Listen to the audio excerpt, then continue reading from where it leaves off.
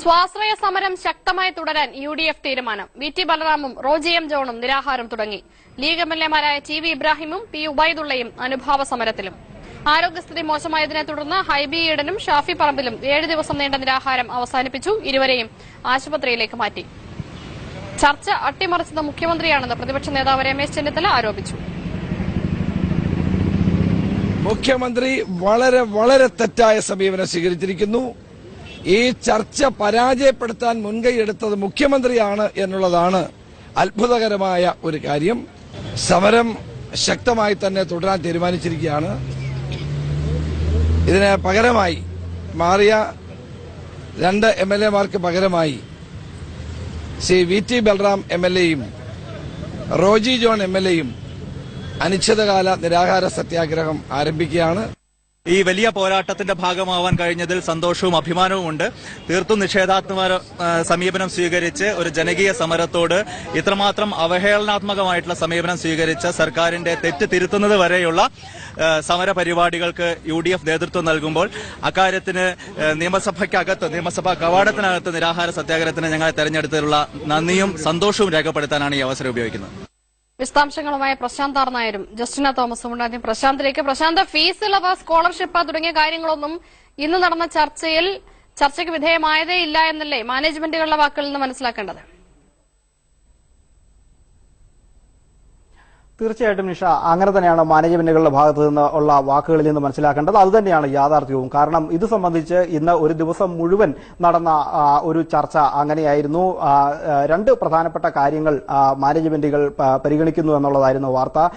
അല്ലെങ്കിൽ അതായിരുന്നു മാനേജ്മെന്റുകൾ പരിഗണിച്ചിരുന്നത്. ഒന്ന്, ഏറ്റവും പ്രധാനമായിട്ടുള്ള കാര്യം ഈ മെറിറ്റ് സീറ്റിലുള്ള കുട്ടികൾക്ക് ഒരു സ്കോളർഷിപ്പ് എന്നുള്ള നിലയിൽ ഒരു തുക നൽകി ഫീസ് ഇളവിന്റെ ഒരു പ്രതിഫലനം ഉണ്ടാക്കുക എന്നുള്ളതായിരുന്നു. അത് വളരെ ഗൗരവമായിട്ട് ചർച്ച ചെയ്യും. ഇന്നത്തെ ചർച്ചയിൽ പ്രധാനമായിട്ട് ഈ വിഷയം വരും എന്നായിരുന്നു ഉണ്ടായിരുന്നത്. എന്നാൽ ഇന്ന് ചർച്ച ആരംഭിച്ച സമയത്ത് തന്നെ മുഖ്യമന്ത്രി ഇത് സംബന്ധിച്ച് ഒരു കരാർ നിലവിലുണ്ടല്ലോ, കൂടുതൽ എന്തെങ്കിലും വസ്തുതകൾ അല്ലെങ്കിൽ കൂടുതൽ എന്തെങ്കിലും കാര്യങ്ങൾ ഇതിൽ നിങ്ങൾക്ക് നിർദ്ദേശിക്കാനുണ്ടോ എന്നുള്ള ചോദ്യം ഉന്നയിച്ചപ്പോൾ സ്വാശ്രയ മാനേജ്മെന്റുകൾ ഇക്കാര്യത്തിൽ ചർച്ചയ്ക്കെത്തിയ പ്രതിനിധികൾ ഇക്കാര്യത്തിൽ യാതൊരു മറുപടിയും പറഞ്ഞില്ല. അതോടുകൂടി ആ വിഷയം അവിടെ അവസാനിക്കുകയാണ് ചെയ്തത്. അതുകൊണ്ടാണ് ഇത് അവസാനിച്ചതിന് ശേഷം 3 തവണ ഇന്ന് ആരോഗ്യമന്ത്രിയുമായും അതിനുശേഷം മുഖ്യമന്ത്രിയുമായും ചർച്ച നടത്തിയതിനു ശേഷം പുറത്തിറങ്ങി വന്ന സ്വാശ്രയ മാനേജ്മെന്റ് പ്രതിനിധികൾ ഇത് സംബന്ധിച്ചുള്ള ചർച്ച നടന്നിട്ടേയില്ല എന്ന് പറഞ്ഞത്.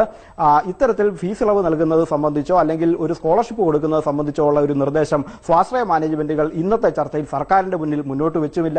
സർക്കാർ ഈ സ്വാശ്രയ വിഷയത്തിൽ പ്രതിപക്ഷം ഇത്രയും ദിവസമായി 7 ദിവസമായിട്ട് 2 MLA-മാർ സഭയിൽ നിരാഹാരം നടത്തിവരുന്ന ആ പ്രശ്നം അവസാനിപ്പിക്കുന്നതിന് വേണ്ടിയുള്ള ഒരു പരിഹാര മാർഗം എന്നുള്ള നിലയിൽ ഇങ്ങനെ ഒരു നിർദ്ദേശം മുന്നോട്ട് വെച്ചുമില്ല.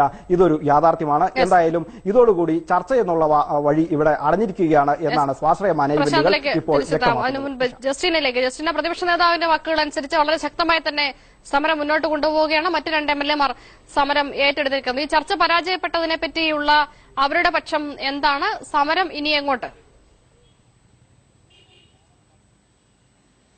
നിഷ, അപ്രതീക്ഷിതമായ ഒരു തിരിച്ചടിയാണ് പ്രതിപക്ഷത്തിന് ഉണ്ടായിരിക്കുന്നത്. രാവിലെ മുതൽ തന്നെ ഇന്ന് മുഖ്യമന്ത്രി മാനേജ്മെന്റുകളുമായി നടത്തുന്ന ചർച്ചയിൽ ഒരു ഒത്തുതീർപ്പ് വ്യവസ്ഥ ഉരുത്തിരിഞ്ഞു വരും. അങ്ങനെ ഈ സമരം വിജയിച്ചതായി പ്രഖ്യാപിച്ച് ഈ സമരം നിർത്താൻ സാഹചര്യം ഒരുങ്ങും എന്നുള്ളത് തന്നെയായിരുന്നു രാവിലെ മുതൽ തന്നെ UDF നേതൃത്വത്തിന്റെ കണക്കുകൂട്ടൽ.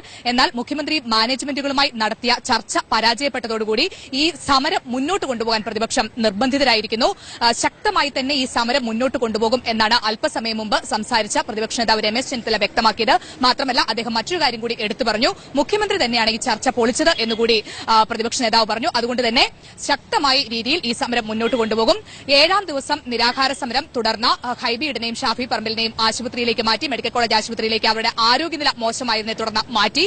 തുടർന്ന് ഇപ്പോൾ റോജി എം ജോണും അതുപോലെ VT ബൽറാമും ഈ സമരം നിരാഹാര സമരം ഏറ്റെടുത്തിരിക്കുന്നു. അനുഭാവ സത്യാഗ്രഹം ലീഗ് MLA-മാരായ TV ഇബ്രാഹിമും അതുപോലെ P ഉബൈദുള്ളയും അനുഭാവ സത്യാഗ്രഹവും ഏറ്റെടുത്തിരിക്കുന്നു. ഏതായാലും ശക്തമായി തന്നെ ഈ സമരം മുന്നോട്ട് കൊണ്ടുപോകാനാണ് പ്രതിപക്ഷത്തിന്റെ തീരുമാനം. അപ്പോൾ പോലും എങ്ങനെ ഈ സമരഭാവി എങ്ങനെ മുന്നോട്ട് കൊണ്ടുപോകണം എന്നതിനെ സംബന്ധിച്ച ഒരു ആശയക്കുഴപ്പം പ്രതിപക്ഷ നേതാക്കൾക്കിടയിലുണ്ട്. ഇവർ ഇതുമായി ബന്ധപ്പെട്ട ഒരു ആശയവിനിമയം നടത്തുകയാണ്. അതിനുശേഷം 6 മണിക്ക് ബ്രീഫിംഗിൽ ഇക്കാര്യം വ്യക്തമാക്കുമെന്നാണ് രമേശ് ചെന്നിത്തല അറിയിച്ചിരിക്കുന്നത്.